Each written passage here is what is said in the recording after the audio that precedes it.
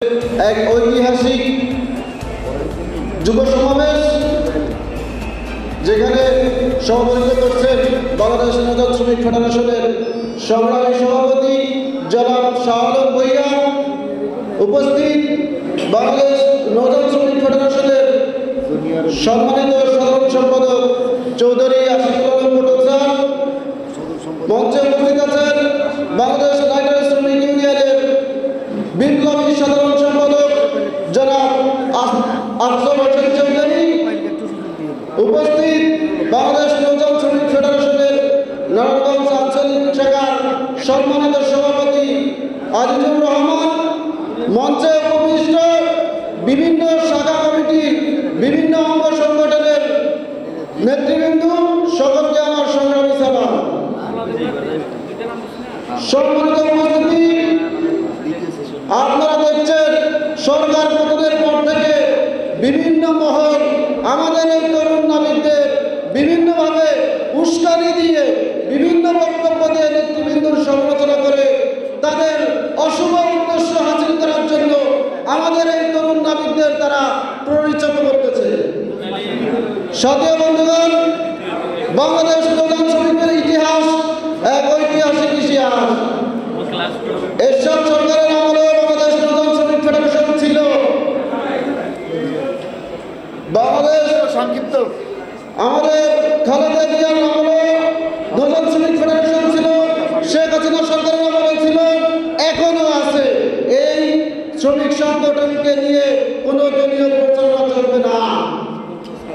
সাথী বন্ধুগণ, আজকে আমাদের সম্মানিত সাধারণ সম্পাদক আশিক স্যার একটা কথা বলে গেছে, আজকের যে তরুণ তাদের ভিতরে নেতার পূজারি না করে নীতির পূজারি করা। আমরা নীতিতে বিশ্বাসী। সেই সাথে বলতে চাই, নেতৃবৃন্দরা যুব সমাজের প্রতি আরো বেশি আন্তরিক হতে হবে। তরুণদের যে মেধা, তরুণদের যে নতুন নতুন চিন্তা ভাবনা, সেগুলোকে আরো বেশি প্রায়োরিটি দিতে হবে। আজকের তরুণ আগামী দিনের ভবিষ্যৎ।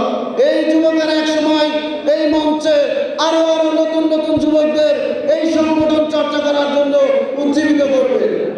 সাথী বন্ধুগণ, আজকে সেক্টরের অবস্থা অনেক করুণ। এক কেন্দ্রিক সিরিয়াল ব্যতীত একটা মহল এককভাবে এক নায়কত্ব করার কারণে আজকে সেক্টরের এই ধ্বংস চলে আসছে। আমরা চাই এই সেক্টর আবারও এক কেন্দ্রিক সিরিয়ালের মাধ্যমে আমাদের যে রুটি রোজগারের যে উৎস, এই উৎসের জন্য সচল থাকে। আজকে ডিজিসিপি তাদের সংক্ষিপ্ত প্রচুর পরিমাণে কাজ দেওয়ার কারণে যে নতুন নতুন বেতনগুলো তৈরি হচ্ছে, এইগুলোকে বন্ধ করতে হবে। সার্ভে সনদ ব্যতীত আজকে দেখা যায় জাহাজে না গিয়ে সার্ভে হয়ে যাচ্ছে। যত লোকের নাবিক নাই, আমাদের জীবনের নিরাপত্তা নাই।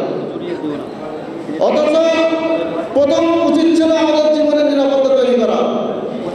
আজকে বিভিন্নভাবে ডিজিসিপি কিন্তু আমাদের যে আত্মসম্মান, আমাদের মাস্টার ড্রাইভার, আমাদের নাবিকদের যে আমরা যে দেশের জন্য সবচেয়ে বড় অবদান রাখি, এই দেশের নৌ চলাচল সচল রেখে আমাদের সেই আত্মসম্মান আদায় করতেছে ডিজিসিপি।